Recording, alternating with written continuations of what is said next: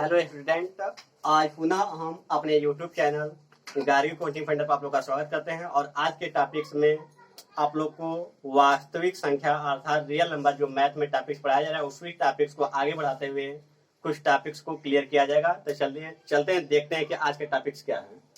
तो आज के टॉपिक्स में आप लोग को यूक्लिड विभाजन प्रमेयिका और यूक्लिड विभाजन एल्गोरिथ्म और गुणनखंड की दोनों विधि बताई जाएगी। गुणनखंड की दो विधि है यहाँ पर, गुणनखंड वृक्ष विधि और एक है आपका अभाज्य गुणनखंड विधि। दोनों को अच्छी तरह से क्लियर किया जाएगा। तो उससे पहले हम चलते हैं यूक्लिड विभाजन प्रमेयिका पर और सभी हेडिंग को यहाँ पे इस साइड में क्लियर करते हैं। तो यूक्लिड विभाजन प्रमेयिका क्या है, पहले इसको समझा जाए। यूक्लिड विभाजन प्रमेयिका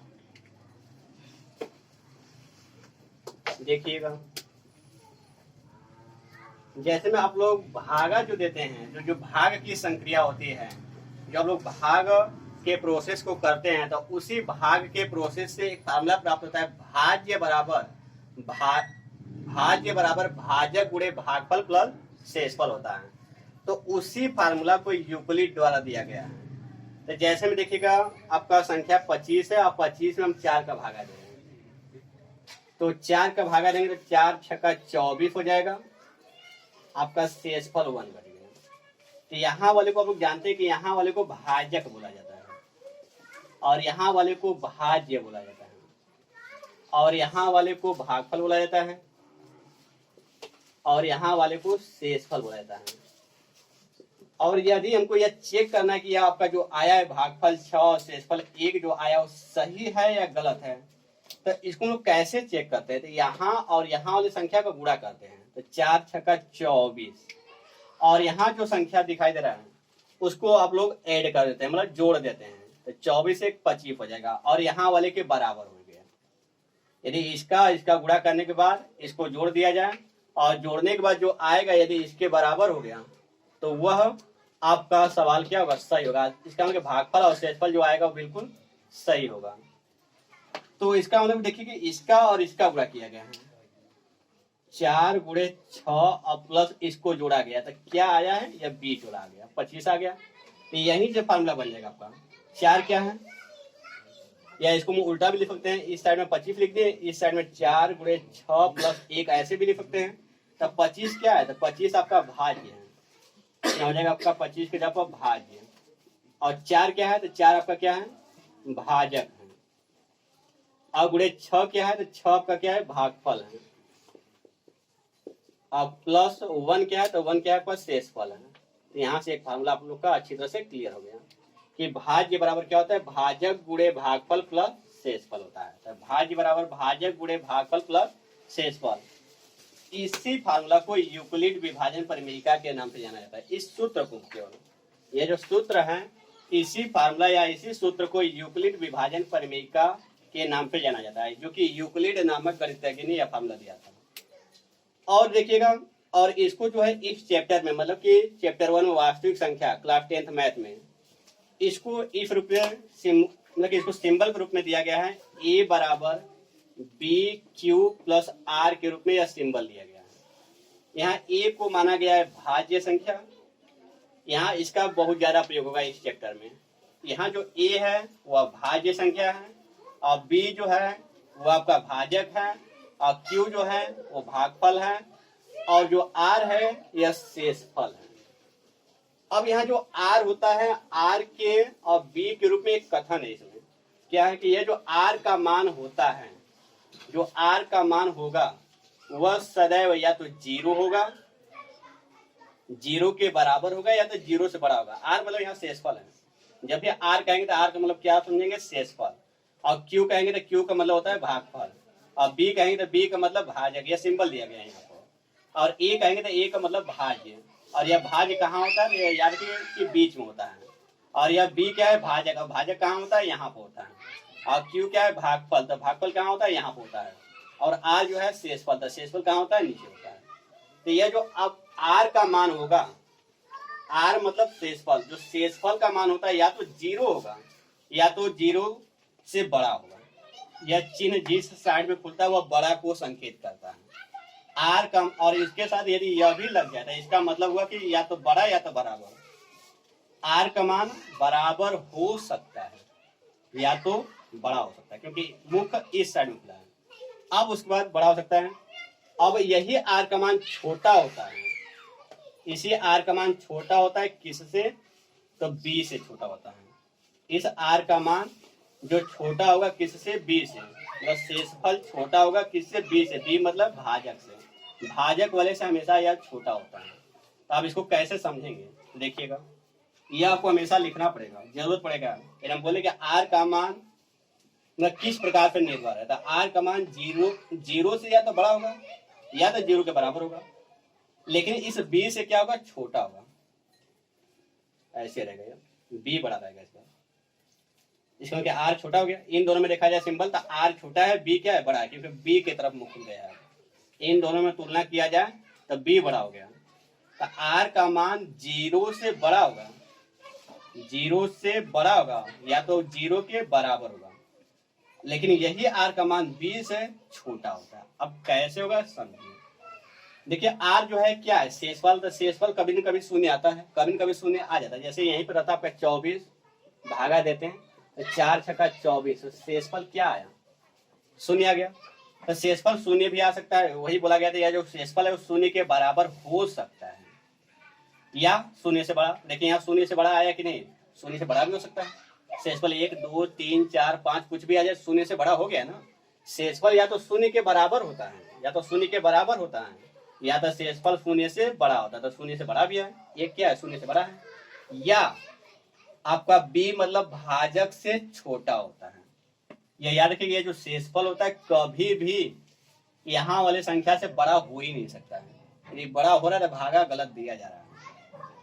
यहाँ पर जो भाजक है, भाजक मतलब बी, भाजक मतलब बी और शेषफल मतलब आर। तो आर का मान हमेशा बी से छोटा होता है, इसका मतलब बी बड़ा होगा। तो यहाँ जैसे यहाँ पर शेषफल जो आएगा वह या तो 0 आ सकता है, या तो 1 आ सकता है, या तो 2 आ सकता है, या तो 3 आ सकता है, लेकिन 4 कभी भी नहीं होगा। 4 के बराबर हो ही नहीं सकता है, या 4 से बड़ा हो ही नहीं सकता है। तो क्लियर हो रहा होगा आप लोग को कि यहाँ जो शेषफल बचता है वह शेषफल या तो 0 होगा, या तो 1 होगा, या तो 2 होगा, या तो 3 होगा, लेकिन 4 नहीं होगा। अब यदि यहीं पर 5 का भागा देते तो शेषफल 0 हो सकता था, 1 हो सकता था, 2 हो सकता था, 3 हो सकता था, 4 भी हो सकता है, लेकिन 5 नहीं होगा। अब यदि यहीं पर 8 रहेगा तो 8 का भागा देंगे तो शेषफल 0 से लेकर आपका 7 तक होगा। 0 हो सकता है, 1 हो सकता है, 2 हो सकता है, 3 हो सकता है, 4 हो सकता है, 5 हो सकता है, 6 हो सकता है, 7 हो सकता है, लेकिन 8 कभी भी नहीं होगा, 8 से बड़ा भी नहीं होगा। मतलब जिसका भागा दिया जाता है उससे शेषफल हमेशा छोटा ही रहता है। अब छोटा में हो सकता है 8 से छोटा तो कई संख्या है, 7 भी हो सकता है, 6 भी हो सकता है, 5 भी हो सकता है, 0 भी हो सकता है। तो वही यहाँ पर लिखा गया है कि शेषफल का मान 0 के बराबर भी हो सकता है या तो 0 से बड़ा होगा, परंतु इस बी से हमेशा छोटा होगा। ठीक है। अब यदि हम यहीं पर बोल दें कि 9 का भागा दिया जा रहा है, यहाँ पर कोई संख्या है, संख्या हमको मालूम नहीं है, तो 9 का भागा दिया जा रहा है, तो 9 का भागा दिया जा रहा है, भाजक है, अर्थात भाजक कोई बी का सिंबल दिया गया है, यहाँ पर भाजक कोई बी से मॉडिफाइड किया गया है। तो यहाँ पर जो 9 है इसका भागा दे रहे हैं, यहाँ शेषफल क्या क्या आ सकता है, तो शेषफल आपका 0 से 8 तक आ सकता है। मतलब 0 आ सकता है, 1 आ सकता है, 2 आ सकता है, 3 4 5 6 7 8 तक आ सकता है। क्यों, क्योंकि 9 से छोटा ही आएगा, 9 से बड़ा हो ही नहीं सकता है। मतलब कुल मिला के जिसका भागा दिया जाता है उससे शेषफल हमेशा छोटा आता है। तो यहाँ इसका मतलब क्या है, यह भाजक आपका बड़ा है, शेषफल क्या है, छोटा है। तो यह अच्छी तरह से क्लियर हो गया होगा।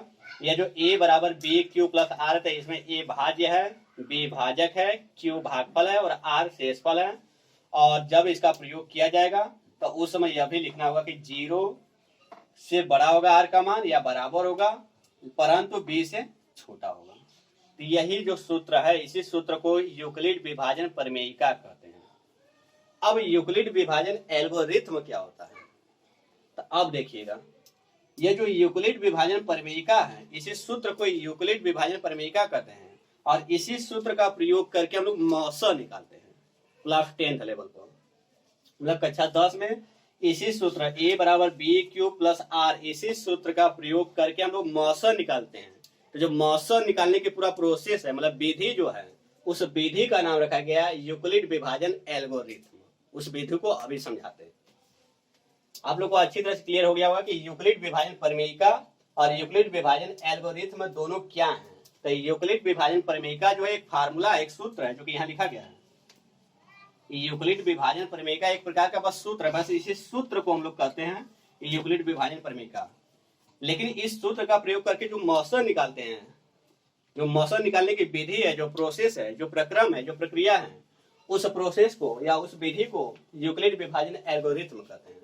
तो सवाल में बोलता है कहीं कहीं कि 2 संख्या दे देगा या 3 संख्या दे देगा, हो सकता है 40 दे दे, 50 दे दे। अब बोल दे कि यूक्लिड विभाजन एल्गोरिथम की सहायता से मौसर ज्ञात कीजिए। क्लास 10th में आता है, आप लोग को पढ़ना है। 2 संख्या दे सकता है या 2 से अधिक संख्या दे सकता है, और संख्या देने के बाद बोल देगा कि इसको यूक्लिड विभाजन एल्गोरिथम की सहायता से मौसर ज्ञात कीजिए। केवल इस क्लास 10th लेवल पर मौसर ही है आपका इस चैप्टर में, मतलब पहले चैप्टर में केवल मौसर का ही प्रयोग होगा। और उस मौसर को आप लोग बेसिक मेथड से नहीं लगाएंगे, जो 1 से 8 तक पढ़ के आए हैं उसका प्रयोग नहीं करेंगे। हमको मौसर जो भी निकालना होगा तो यूक्लिड विभाजन प्रमेयिका का प्रयोग करके निकालेंगे, और यूक्लिड विभाजन प्रमेयिका का प्रयोग करके निकाला जा रहा है तो उस विधि का नाम पड़ जाता है यूक्लिड विभाजन एल्गोरिथम। तो सवाल में ये नहीं बोले कि यूक्लिड विभाजन प्रमेयिका की सहायता से लगाइए, सीधे बोलेगा कि यूक्लिड विभाजन एल्गोरिथम का प्रयोग करके मौसर ज्ञात कीजिए। तो उस मौसर को कैसे निकालते हैं, उस मौसर को हम लोग समझते हैं। तो इसको थोड़ा सा इरेज करते हैं, आप लोग को अच्छी तरह से यह समझ में आ गया होगा। तो देखिएगा, अब उसके बाद यूक्लिड विभाजन एल्गोरिथम,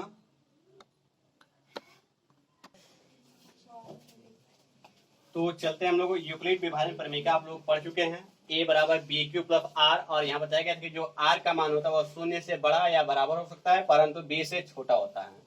और a आपका जो है भाजक, a आपका भाज्य है, बताया गया था कि a क्या आपका भाज्य है, और b जो है वो आपका भाजक है, और q जो है आपका वो भागफल है, और r जो है आपका शेषफल है। a भाज्य, b भाजक, q भागफल, r शेषफल है। तो ये जो फार्मूला होता है, इस फार्मूला या इस सूत्र को केवल हम लोग यूक्लिड विभाजन प्रमेयिका कहते हैं। लेकिन इस सूत्र के सहायता से दी गई संख्याओं को जो मौसर निकालते हैं, उस मौसर के प्रोसेस को, उस विधि को यूक्लिड विभाजन एल्गोरिथम कहते हैं। तो यूक्लिड विभाजन एल्गोरिथम की सहायता से हम 2 या 3 संख्याओं का एक मौसर निकाल के दिखाते हैं। इसे सवाल बोल देगा 40, 30 और मान लेते हैं 35 लेता है। 40, 30, 35 का मौसर निकालिए, का मौसर ज्ञात कीजिए। मौसर को इंग्लिश में HCF से प्रदर्शित करते हैं, हाईएस्ट कॉमन फैक्टर बोला जाता है। तो 40, 30 और 35 का मौसर निकालना है। और ये जो मौसर निकालना है तो आप लोग क्लास 10th लेवल पर यूक्लिड विभाजन एल्गोरिथम का नाम बोले चाहे न बोले, हम इसी विधि का प्रयोग करके मौसर निकालेंगे, यूक्लिड विभाजन एल्गोरिथम। अब ऐसे सवाल में बोल ही देगा कि यूक्लिड विभाजन एल्गोरिथम की सहायता से 40, 30, 35 का मौसर निकालिए। तो अब देखिए मौसर कैसे निकालते हैं। तो इसमें से कोई 2 संख्या, जो एक सबसे बड़ी और एक सबसे छोटी संख्या ले लेंगे, या कोई भी 2 संख्या ले लेंगे, इसमें से कोई भी 2 संख्या ले लेंगे। तो हम प्रारंभ में ही 2 संख्या ले लेते हैं, 40 और 30 ले लेते हैं। अब इन 40 और 30 में जो छोटा है, मतलब जो इसमें बड़ा रहेगा, तो बड़ा को यहाँ पर या सीधे ऐसे लिखेंगे 40 और 30 पर लिखेंगे। जो संख्या रहेगा दोनों, उन दोनों संख्या को लेने के बाद यहाँ पर सॉल्व वाले कंडीशन में सबसे पहले आप लोग लिखेंगे 40 और 30 का, 40 और 30 में यूक्लिड विभाजन प्रमेयिका लगाने पर यह लिखा जाएगा। 40 और 30 में यूक्लिड विभाजन प्रमेयिका लगाने पर, यूक्लिड विभाजन प्रमेयिका लगाने पर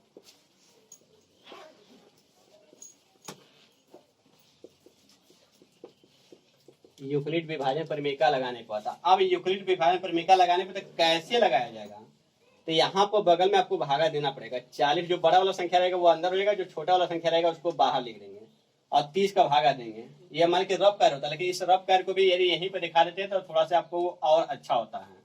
तो 30 का भागा 40 में देंगे, 30 से कम 30 हो जाएगा, आपका शेषफल 10 बचेगा। अब इसी को यहाँ लिखा जाता है। तो किसका भागा दिया गया है, अब जानते हैं कि आपका फार्मूला क्या होता है, a बराबर बी क्यू प्लस आर होता है। इसी के हिसाब से लिखेंगे हम लोग, a बराबर बी क्यू प्लस आर के हिसाब से लिखा जाएगा। तो a मतलब किसको कहते हैं, यहाँ वाले कहते हैं।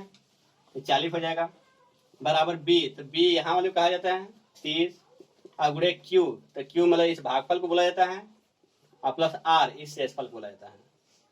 अब यहाँ पर देखेंगे शेषफल शून्य नहीं है और यह प्रोसेस या जो प्रक्रम है यह कब तक चलता रहेगा, जब तक आर का मान शून्य न आ जाए।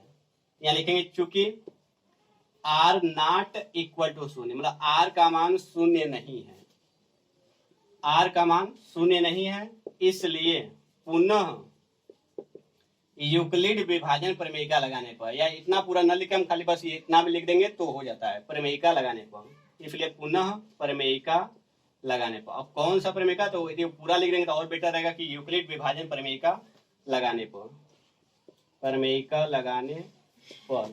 यदि आर का मान शून्य हो गया होता, या सोचिए यदि आर का मान शून्य हो गया होता तो यहाँ जो बगल में बी के स्थान पर संख्या दिखाई दे रहा है वही आपका मौसम हो जाता, जो बी के स्थान पर संख्या दिखाई दे रहा है वही मौसम हो जाता। कब, लेकिन जब आर का मान शून्य हो जाता तब।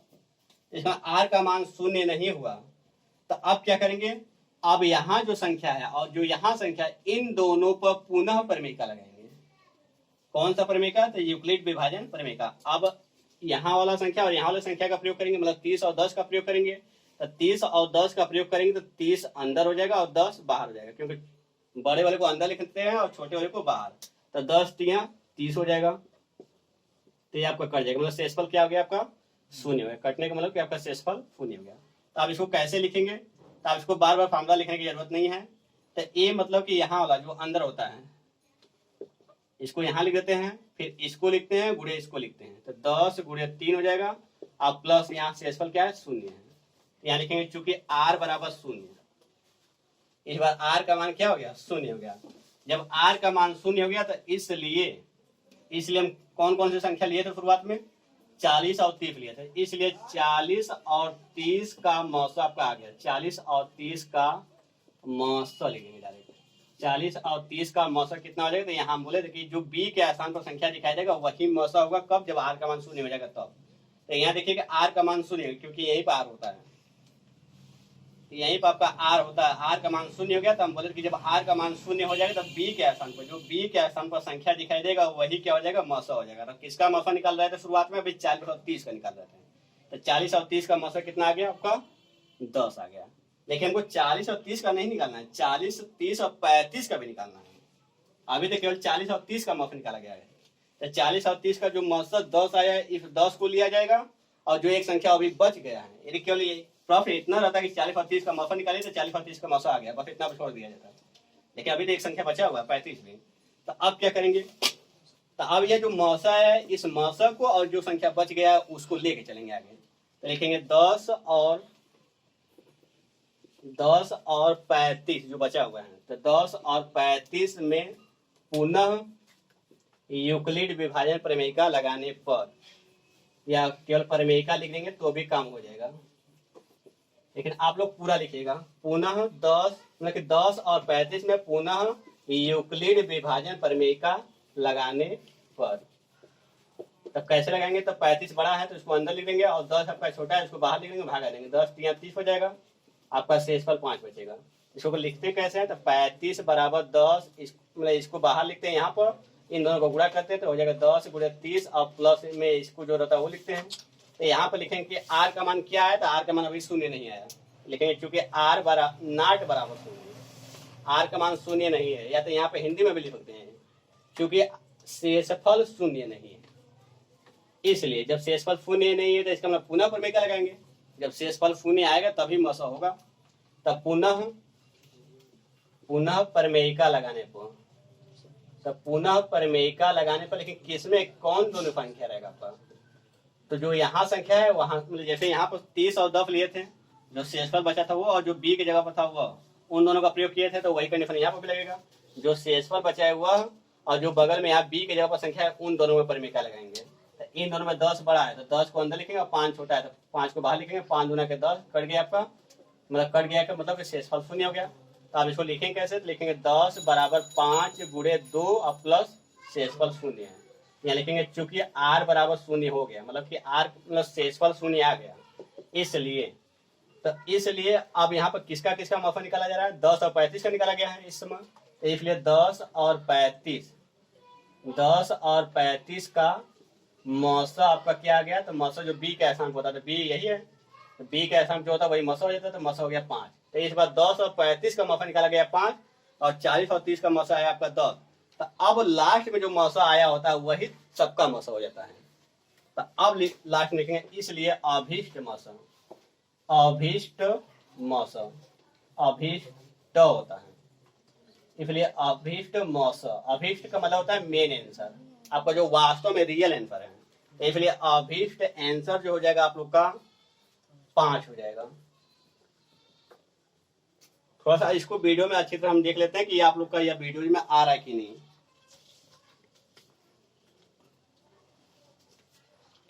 तो आप लोग का यह अभीष्ट मौसा आपका 5 है गया, और ये आप लोग का वीडियोज में भी अच्छी तरह से आ रहा है।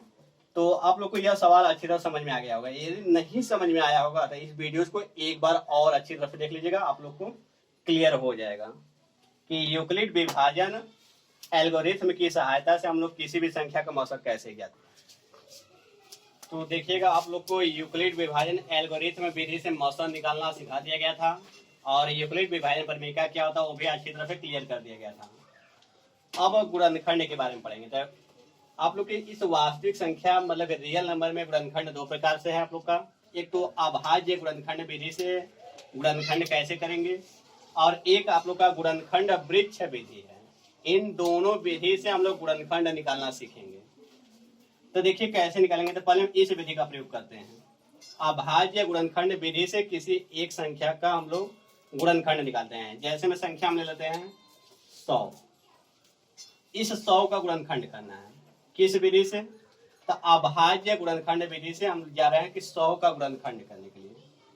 तो 100 का गुणनखंड देखिए आप लोग जैसे यह करते हैं या बेसिक लेवल से उसी लेवल को या उसी विधि को हम लोग अभाज्य गुणनखंड विधि कहते हैं। जैसे में इसको पहले 2 से डिवाइड किया जाएगा, जिससे सबसे पहले कटता है उसे काटते हैं।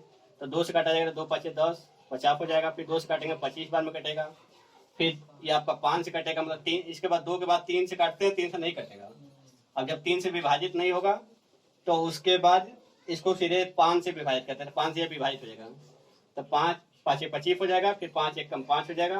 तो इसका यहाँ पर 100 का जो गुणनखंड आ गया, तो लिखेंगे 100 का गुणनखंड।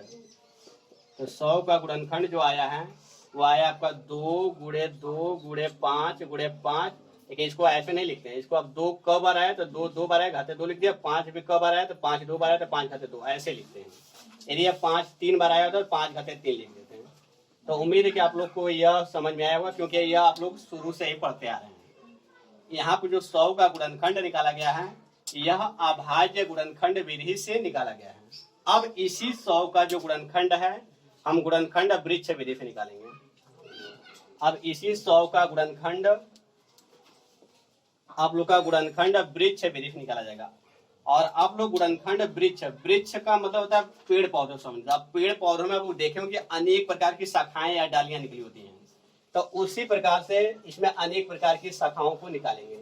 जैसे पहले ऐसे कर देंगे, यहाँ से पहले 2 शाखा निकाल दिए, फिर उसके बाद यहाँ पर जो रहेगा उसमें शाखा निकाल देंगे।